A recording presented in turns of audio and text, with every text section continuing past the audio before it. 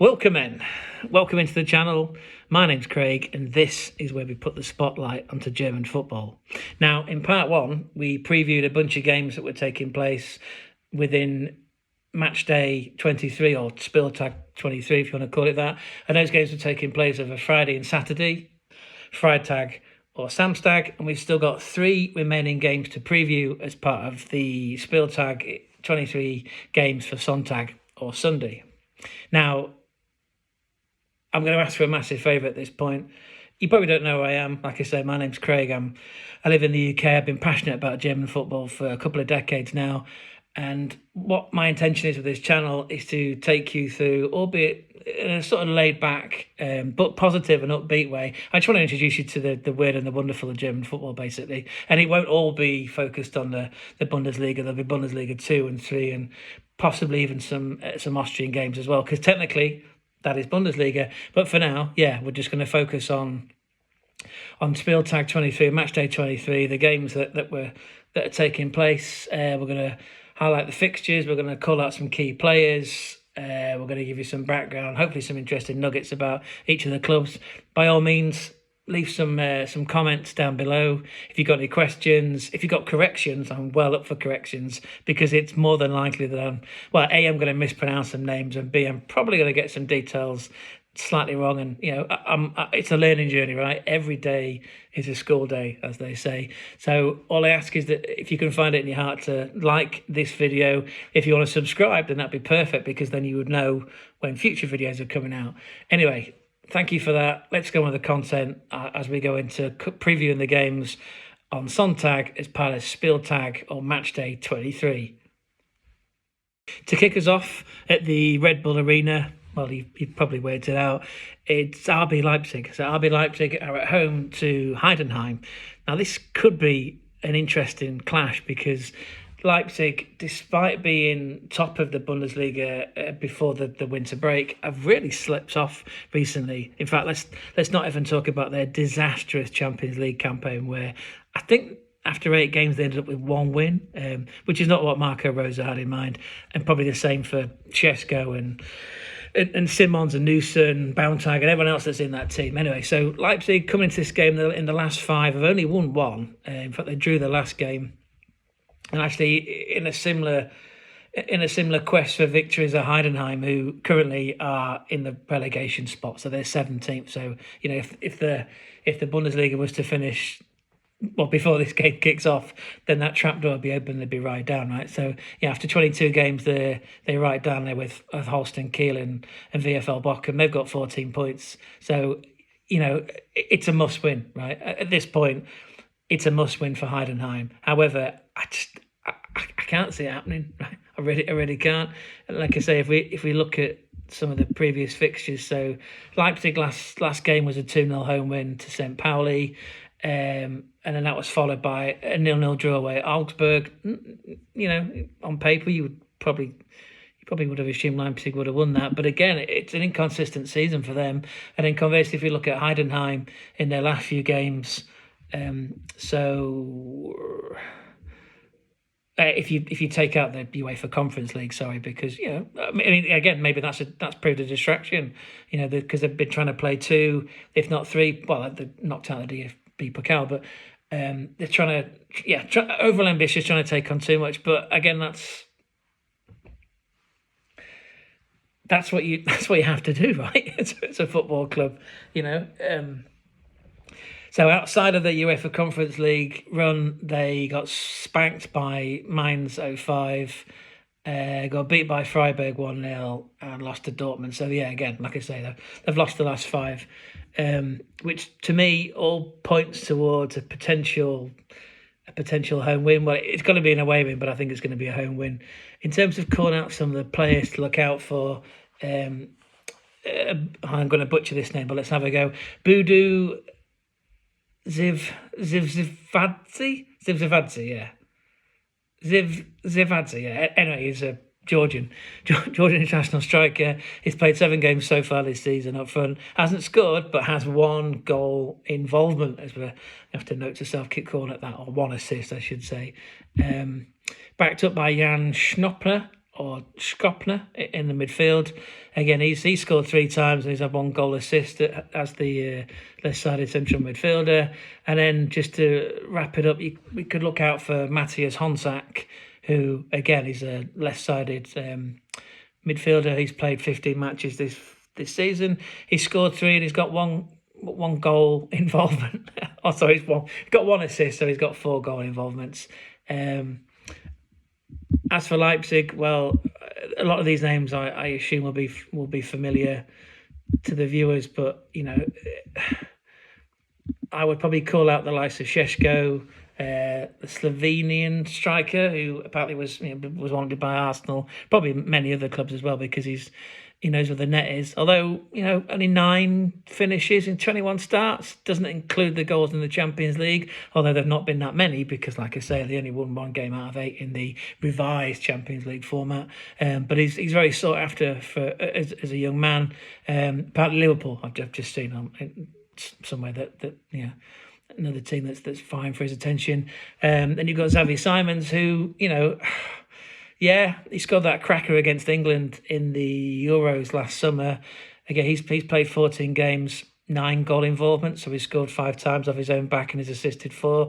I think Marco Rose would want those numbers to be a bit higher, but they are what they are. And then David Raum, he's a fullback, which I always try and sign on Football Manager. And again, apologies, but that is, after all, one of my entry points into Bundesliga, into German football, was playing games like Championship Manager back in the day. So, anyway, let's just put a pin into that. So if I'm going to make a prediction for the game at the Red Bull Arena on Sonntag, I would say that Leipzig, who, by the way, are one of the most hated clubs in German football, but that's for another video. I would say they're going to smash Heidenheim 4-0. There you go. It's big, it's bold, it's brazen, but I think it's going to be 4-0. I think the balls are going to be too strong. The second game to preview on Sonntag is the mighty, the colossal, the behemoth that is Bayern Munich. Up until Bayer Leverkusen and Xabi Alonso's Invincibles last year, Bayern had won a record-breaking 11 Bundesliga in a row. I mean, they are beyond doubt the most prolific team in Bundesliga and DFB Pokal history, and arguably Champions League as well. But let's not make their heads too big that they can't get through the doors of the Allianz Arena.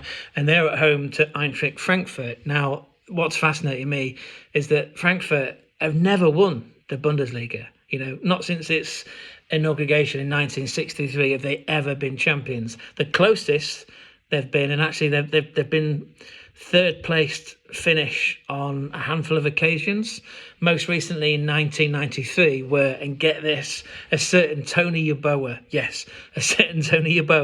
was joint top scorer for 2 seasons in a row, I might add, on 22 goals. Of course, he then went on to Leeds and he scored that magnificent Easter, was it a Sunday or Easter Monday? That shit pinger that left David James thinking, I probably should have stayed on the PlayStation.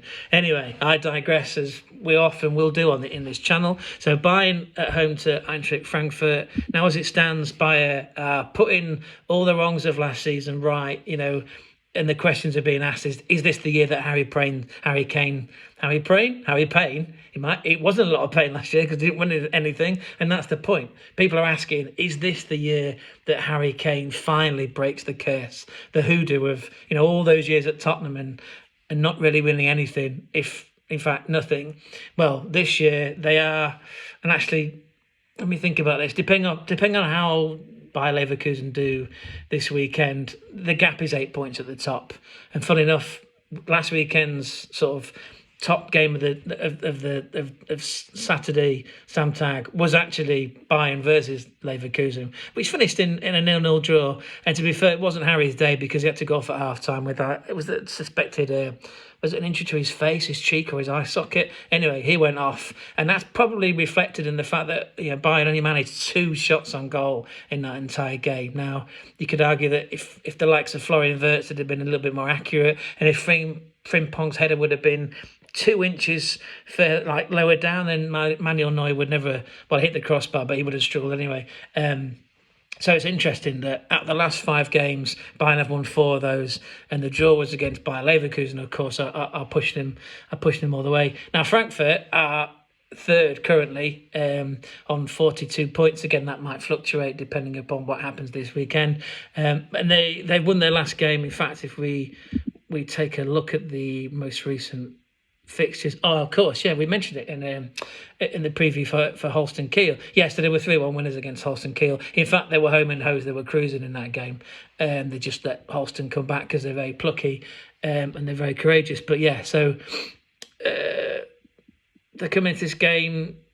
It's gonna be tight, but you always have to back Bayern Munich, right? I mean, if you just look at the stars that they've got. In fact, I thought it was worth just calling out a few names. So, obviously you've got Manny Neuer, who I believe has just signed another contract extension, which will take him past 40 years of age. Which, Christ, it's almost like it's a bit like John Burridge. He probably sleeps in those gloves and in that green top.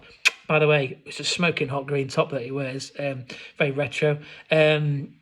It's so interesting play at left back. It appears that Konrad, that's a beautiful name by the way, with a K. Konrad Laimer is the preferred right back. He played in the week when they just about struggled. Well, they struggled and just got over the line with the last kick of the game against Celtic in the Champions League in that 2-round playoff game. That must have been heartbreak for Celtic fans. But that's football, right? You've got to concentrate for the full allotted minutes. Was that an extra time goal? Was that right at the end? I think it was. Yeah. Anyway. So they struggled against Celtic, but that's behind them now because Bayern, like any traditional German team, like whether it's national team or whether it's someone like Munich, they're slow, but once they get into the groove, they can just demolish anybody.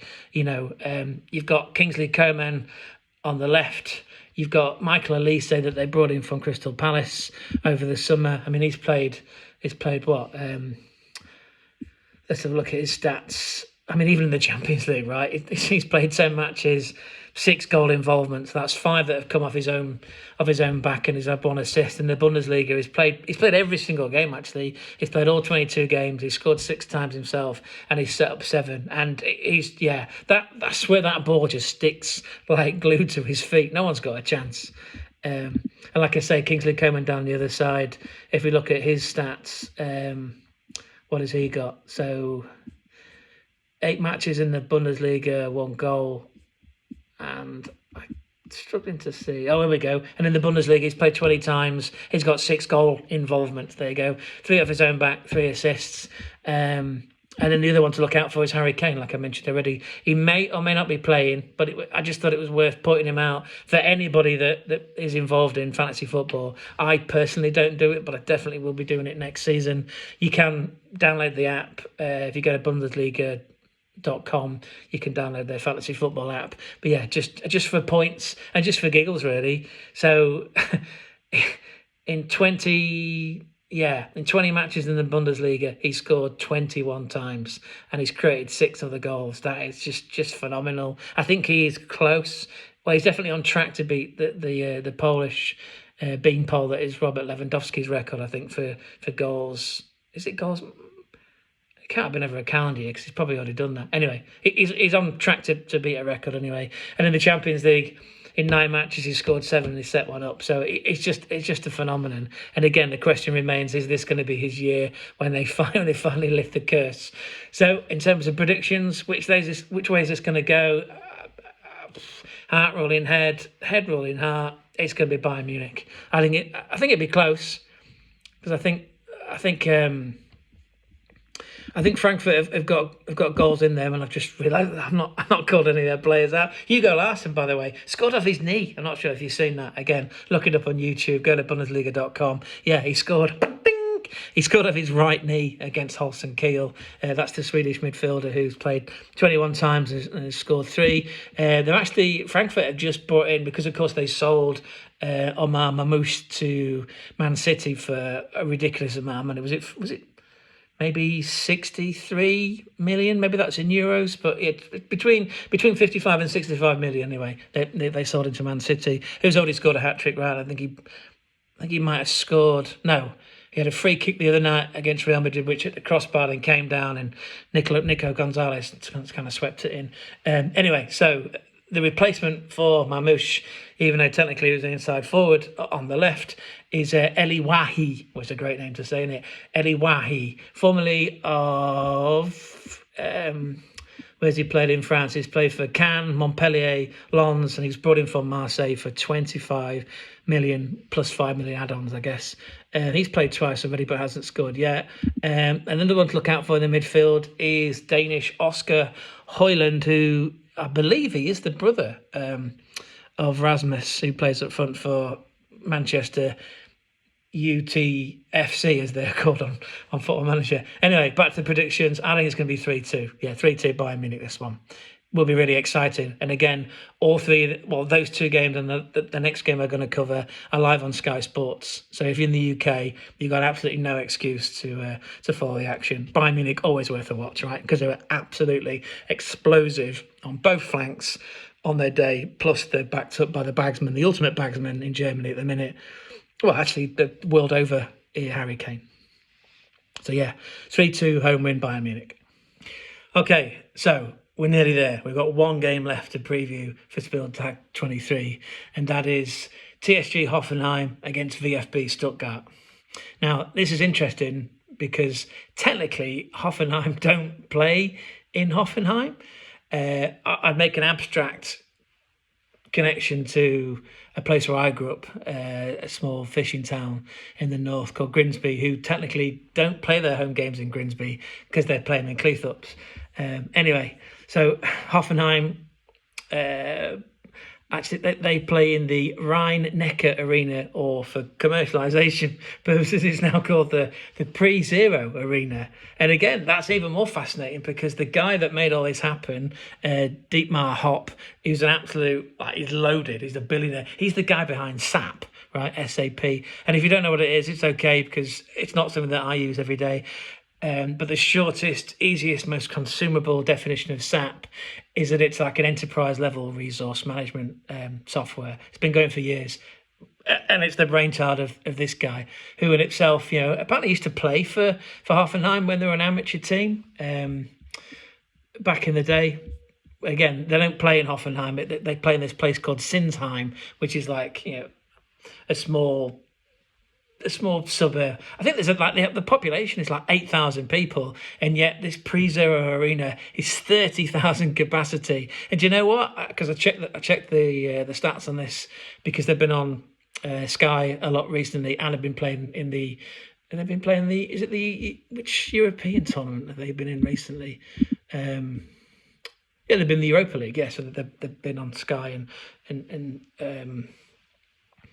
Discovery Sports, or TNT, whatever it's called these days. Anyway, they're averaging like 23,500. So so where are these people coming from, right? If the suburb in which in which this football club plays, which actually doesn't, because it's an out of town, right? 'Cause it's a modern day multi-purpose arena. But anyway, 8,000 goes quite neatly twice, nearly 3 times over, or 4 times, I suppose, into 30,000. But anyway, the people are flocking in, and since their rise and into the Bundesliga almost 10 years ago now, they're a staple, right?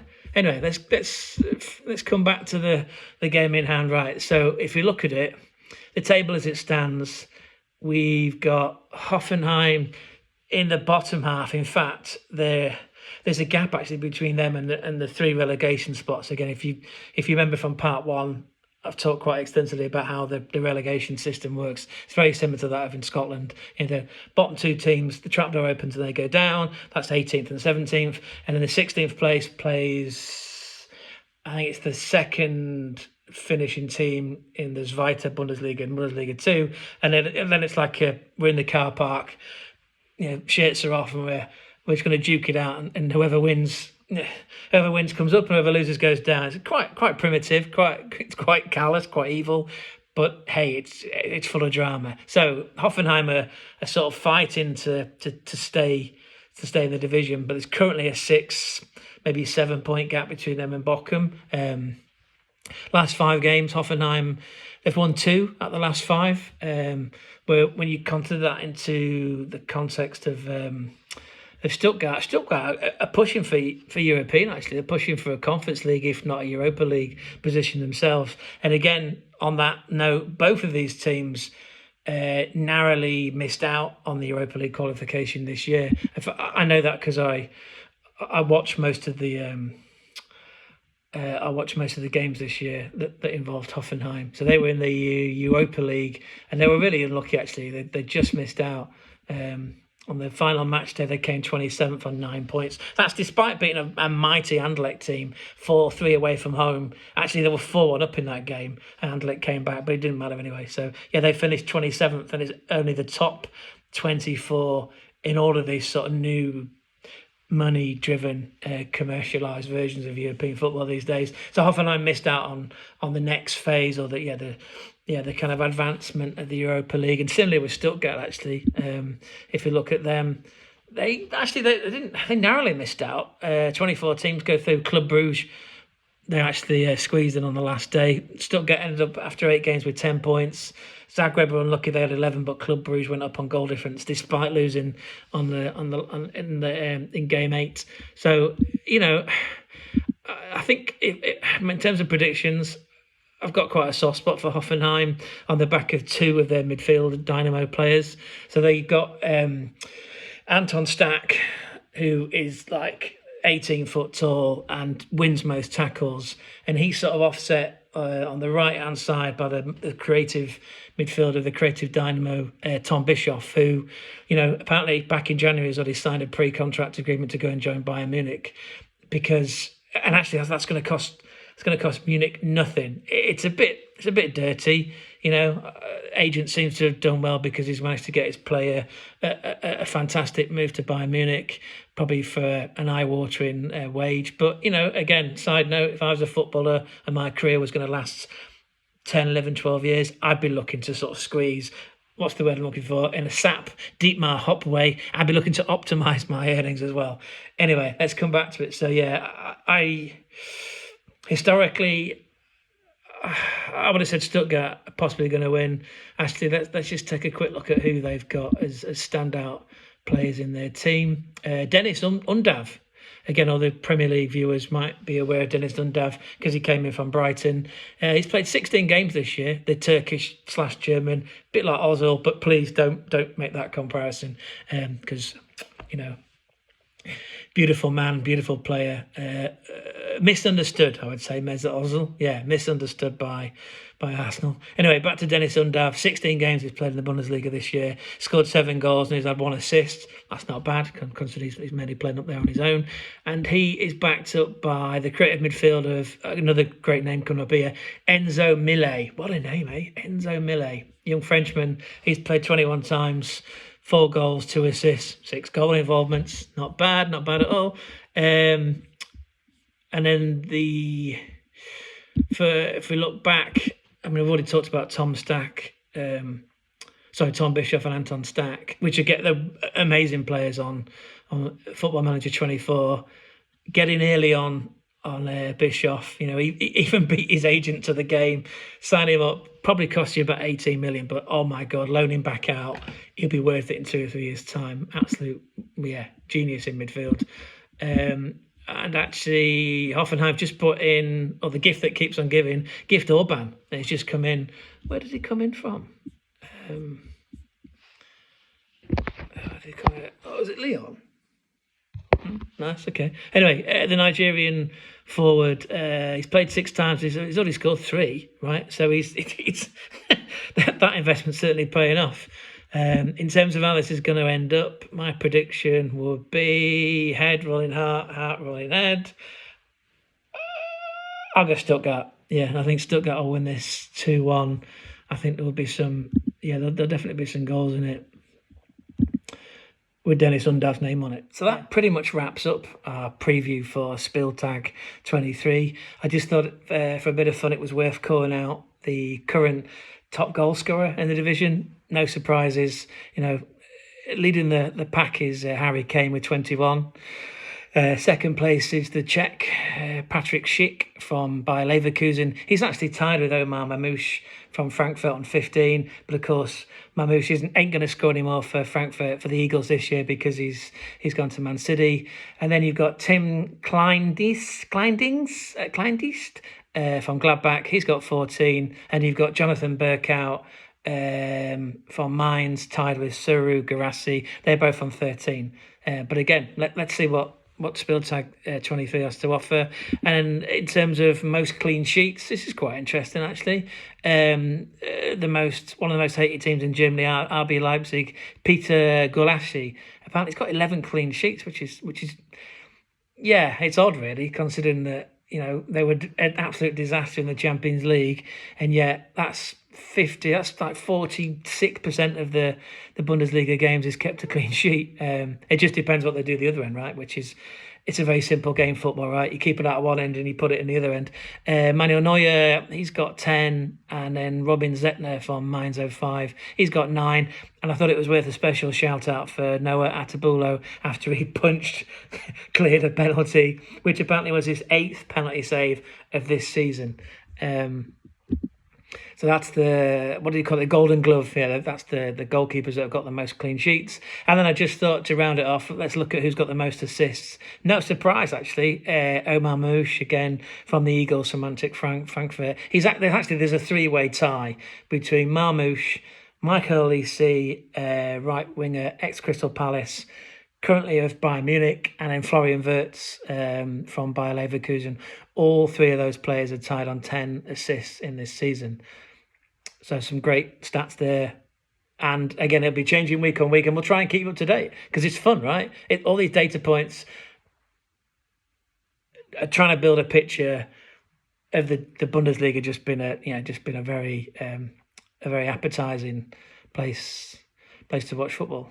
Part 2's finished. If you made it this far and you also consumed the 30+ minute part 1, then I am extremely grateful. You know, it's a young, ambitious channel that I'm hoping to grow here on YouTube. Plus there'll be photos up on Instagram and some TikToks, which I've already started on Freitag to support the game between Freiburg and Werder Bremen. But yeah, the plan is, this preview's done.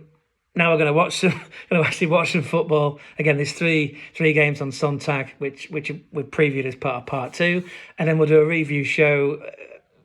And what's driving that is just to see how close my predictions have been, and just to give you another layer. Again, I'm just trying to lay your knowledge up on the Bundesliga, because honestly, it is like, I've followed it for a couple of decades. It is brilliant. People argued it was predictable. But they were proven wrong last year, right, by the invincible season. In fact, they nearly won 3 trophies last year, Leverkusen. If it wasn't for Lookman's hat trick in the final for Atalanta, they would have won all 3: Europa, DFB Pokal, and the Bundesliga. So yeah, thank you again. I'll be so pleased if you could like this video, if you could share it around. Subscribe as well, because then you'll know when the review show will be coming in the week. And as ever, leave your comments, get your corrections in. If there's more information that you want to know, if you want me to go down the rabbit hole on a certain team, if there's a team that you follow and you want me to do some more research and to call out certain players, then do that. But again, thank you so much. I've been Craig, and this has been the place where we put the spotlight onto German football. Auf Wiedersehen!